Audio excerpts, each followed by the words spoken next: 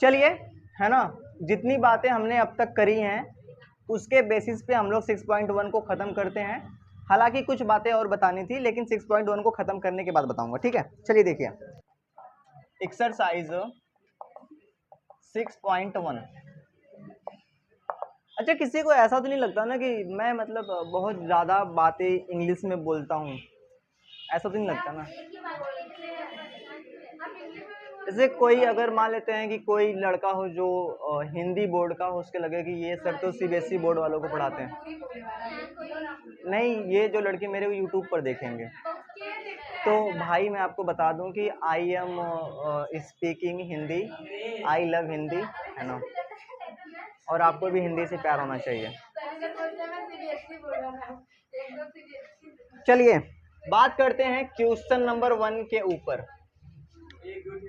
कोष्ठकों में दिए गए शब्दों में से सही शब्दों का प्रयोग करते हुए रिक्त स्थानों को भरिए। पहला, सभी वृत्त डैश होते हैं, सर्वांगसम या समरूप?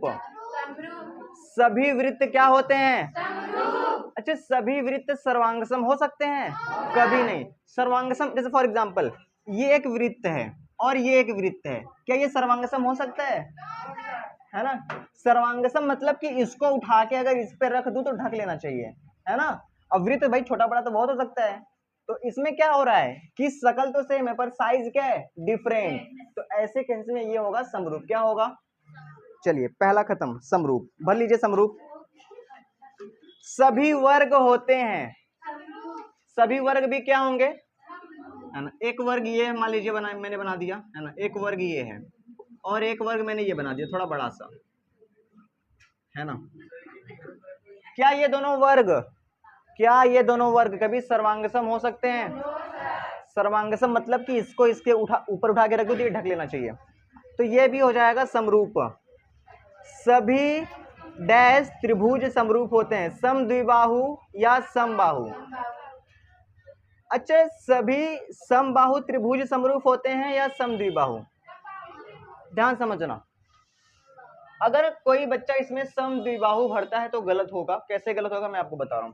जैसे अगर मैं आपसे पूछूं इस त्रिभुज का नाम क्या है, अगर ये भुजा और ये भुजा आपस में बराबर है, समद्विबाहु त्रिभुज है। और अगर मैं पूछूं आपसे एक ये, इस त्रिभुज में क्या है, ये भुजा इस भुजा के बराबर है, ये भी समद्विबाहु त्रिभुज है।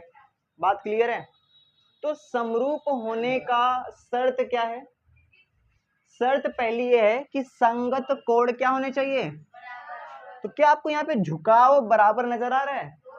तो ये तो फेल कर गया। इसलिए सभी समद्विबाहु त्रिभुज समरूप नहीं हो सकते। लेकिन समबाहु देखो, समबाहु क्या होता है, जिसकी तीनों भुजाएं बराबर हो। अब तीनों भुजाएं में तुम चाहे जितना बड़ा बनाओ चाहे जितना छोटा, सभी कोण कितने कितने अंश के होंगे? 60 अंश, 60 अंश। और त्रिभुज के तीनों कोण कितने होते हैं? 60। वाह वाह वाह। 180 कितने होते हैं? क्या यार, बेइज्जती करवा रहे हो। सही बात है। अभी जैसे मान लेते हैं ये त्रिभुज तुम्हारे फोन में, कहाँ पे है? फोन में। तुम इसको ऐसे जूम करो, छोटा करो, बड़ा करो, छोटा करो, पर कोण हमेशा 60 ही रहेगा, वो चेंज नहीं होएगा। बात क्लियर है? आगे बढ़ते हैं। तो इस हिसाब से सभी समबाहु त्रिभुज समरूप होते हैं। अब ये सबसे इंपॉर्टेंट प्रश्न है, भुजाओं की समान संख्या वाला, मतलब कि कोई भी आकृति है जिनमें भुजाएं समान है, दो बहुभुज समरूप होते हैं यदि उनके संगत कोण क्या हो? बराबर हो। और उनकी संगत भुजाएं, कोई भी बहुभुज, मैंने बताया ना बहुभुज क्या होता है, चाहे वो त्रिभुज हो सकता है, चाहे वो चतुर्भुज, पंचभुज या खष्टभुज। दो बहुभुज समरूप तभी होंगे जब उनके संगत कोण बराबर हों और भुजाएं समानुपाती हों। तो ये पहला क्वेश्चन यहाँ पे द एंड हो जाता है। बात करते हैं क्वेश्चन नंबर 2 के ऊपर। कह रहा है कि निम्नलिखित युग्मों के दो भिन्न भिन्न उदाहरण दीजिए। हैं, ये तो बड़ा आसान है। समरूप आकृतियां। अच्छा, समरूप आकृति नहीं बना सकते हो? लो, समरूप आकृति, ये हो गया समरूप आकृति, पहला एग्जाम्पल, है ना। एक आप वर्ग बना लो, दूसरा एग्जाम्पल, है ना। एक छोटा बना दो, एक बड़ा बना दो, हो गया। दूसरा कह रहा है कि ऐसी आकृतियां जो समरूप नहीं हो। समरूप का पहला कंडीशन क्या है कि सकल सेम हो पर साइज डिफरेंट हो तो समरूप नहीं होनी चाहिए। एक क्या ये बना दो, क्या ये समरूप है? ये समरूप नहीं है। एक को ये बना दो और एक को ये बना दो, लो जी हो गया। बात क्लियर है? कोई इसको समरूप नहीं कहेगा, कोई इसको समरूप नहीं कहेगा। एग्जाम्पल हो गए। बात करते हैं क्वेश्चन नंबर 3 के ऊपर। इसमें क्या लिखा गया है, बताइए कि निम्नलिखित चतुर्भुज समरूप है या नहीं। आपके पास दो आकृतियां दी गई हैं, है ना। सबसे पहली आकृति है PQRS और दूसरी है ABCD, ठीक है। तो आपको बताना है कि यह चतुर्भुज समरूप है या नहीं, यानी ये समरूप है या नहीं। अच्छा आप मुझे एक बात बताइए, इस चिन्ह का मतलब समझते हैं? इसका मतलब 90 अंश। क्या ये 90 अंश लग रहा है आपको? क्या ये 90 अंश लग रहा है?